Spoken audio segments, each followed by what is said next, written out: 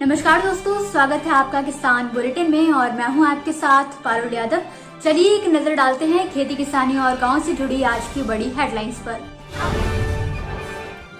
पंजाब में गिरते जल स्तर से परेशान सरकार ने किसानों से की धान की सीधी बिजाई करने की अपील।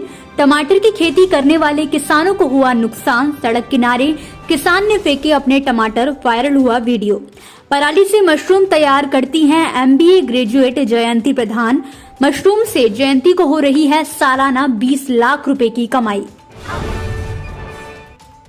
इन सभी खबरों पर आज किसान बुलेटिन में आपको विस्तार से बताएंगे, लेकिन उससे पहले चैनल को अभी इसी वक्त सब्सक्राइब करके बेल आइकन जरूर प्रेस करें। साथ ही ग्रीन टीवी को फेसबुक पर लाइक और फॉलो करने के साथ ही इंस्टाग्राम और ट्विटर पर फॉलो भी करें।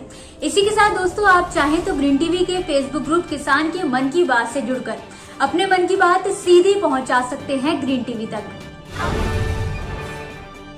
पंजाब में गिरते जल स्तर को देखते हुए राज्य सरकार ने एक बड़ा फैसला किया है, जिसके तहत पंजाब सरकार ने राज्य में धान की खेती करने वाले किसानों से सीधी बिजाई के जरिए खेती करने की अपील की है।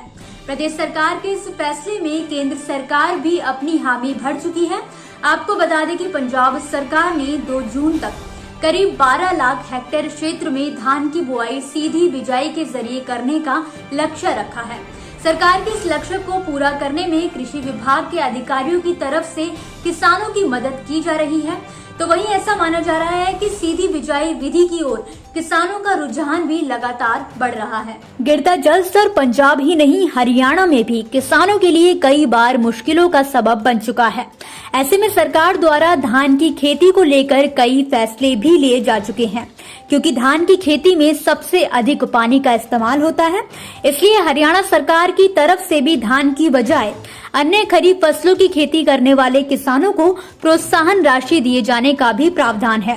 इसी कड़ी में अब पंजाब सरकार ने भी राज्य में पानी के गिरते स्तर में सुधार करने के लिए धान की सीधी बिजाई करने की सलाह दी है। इस विधि से धान की खेती करने में एक ओर जहां जल का उपयोग कम करना पड़ेगा, तो वहीं किसानों को ट्यूबवेल का भी कम से कम इस्तेमाल करने की जरूरत पड़ेगी। हालांकि सरकार के इस फैसले से जल स्तर में कितना सुधार आता है, ये तो वक्त ही बताएगा। इन दिनों लॉकडाउन के चलते किसानों को जो नुकसान उठाना पड़ रहा है, इस बात से हर कोई वाकिफ है। देश के हर कोने में ऐसी खबरें सामने आ रही हैं, जिनमें कहीं किसानों को उनकी उपज बेचने के लिए बाजार नहीं मिल रहा, तो कहीं उचित दाम। ऐसे में जहां बीते साल भी सोशल मीडिया पर कई ऐसी वीडियो और तस्वीरें वायरल हुई थी, जिनमें किसान मजबूरन अपनी सब्जियां सड़कों पर फेंकते नजर आए थे। ऐसा ही एक ताजा मामला कर्नाटक के कोलार से सामने आया है, जहां पर एक किसान ने अपनी कई किलो टमाटर सड़क पर फेंक दिए। किसान का कहना है कि उसने मजबूरन टमाटर की उचित कीमत न मिलने की वजह से फसल को सड़क किनारे फेंक दिया। खबर की माने तो किसान को 15 किलोग्राम टमाटर के लिए 2 रुपए मिल रहे हैं। ऐसे में किसान के लिए अपनी लागत तो क्या, किराया भाड़ा निकालना भी नामुमकिन है। जैसा कि हमने आपको बताया कि इस तरह का ये कोई पहला मामला नहीं है। देश में कई जगह अभी किसानों का यही हाल है। हालांकि हर किसी का वीडियो सोशल मीडिया पर वायरल नहीं होता, जिसके चलते आप तक केवल चंद ही किसानों के हालात पहुंच पाते हैं। इस वीडियो को गुरुवार को ट्विटर पर एक यूजर कीपैड गुरेला ने शेयर किया था, जिसके बाद कई लोगों ने इसे रीट्वीट करके शेयर भी किया। पराली की समस्या देश के कई राज्यों में काफी लंबे समय से चली आ रही है। ऐसे में जहां सरकार की तरफ से पराली जलाने के लिए जुर्माने का ऐलान किया गया है, तो वहीं पराली से खाद बनाने की भी सलाह लगातार दी जा रही है। लेकिन इस बीच उड़ीसा के बारगढ़ जिले के कोडभगा में रहने वाली जयंती प्रधान ने पराली से मशरूम तैयार करके लोगों के लिए एक मिसाल पेश की है। आपको बता दें कि जयंती बेकार पड़ी पराली से मशरूम की खेती और वर्मी कंपोस्ट तैयार करने का काम कर रही हैं, जिससे उन्हें हर साल 20 लाख रुपए की कमाई भी होती है। MBA की पढ़ाई पूरी कर चुकी जयंती प्रधान 38 साल की है।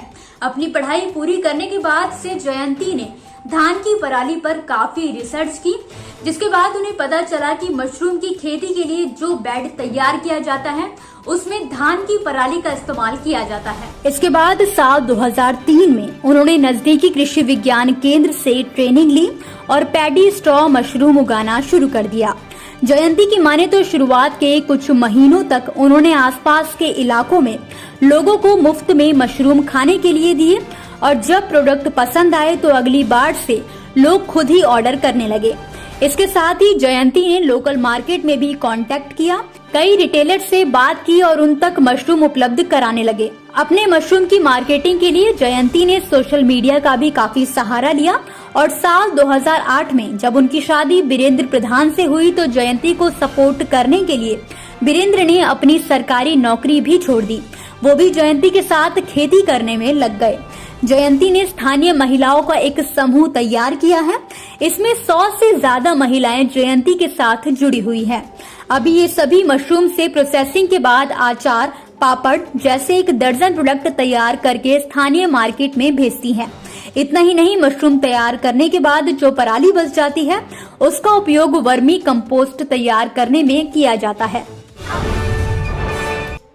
तो दोस्तों, आज के किसान बुलेटिन की बड़ी खबरों में फिलहाल के लिए आप मुझे दीजिए इजाजत। कल फिर हाजिर होंगे कुछ नई खबरों के साथ। तब तक के लिए आप देखते रहिए ग्रीन टीवी। घर पर रहिए, स्वस्थ रहिए। नमस्कार। अगर आप चाहते हैं कि ग्रीन टीवी इसी तरह से किसानों को सशक्त करने के लिए कार्य करता रहे, तो आप भी इसमें अपना सहयोग दे सकते हैं। डिस्क्रिप्शन पर जाकर दिए गए लिंक पर क्लिक करें, पेटीएम करें, NEFT और क्रेडिट कार्ड के जरिए भी आप हमें सहयोग दे सकते हैं। अगर आप हमारा ये वीडियो YouTube पर देख रहे हैं तो हमारे चैनल को सब्सक्राइब करें और अगर FB पर देख रहे हैं तो इसे लाइक करें और शेयर करें।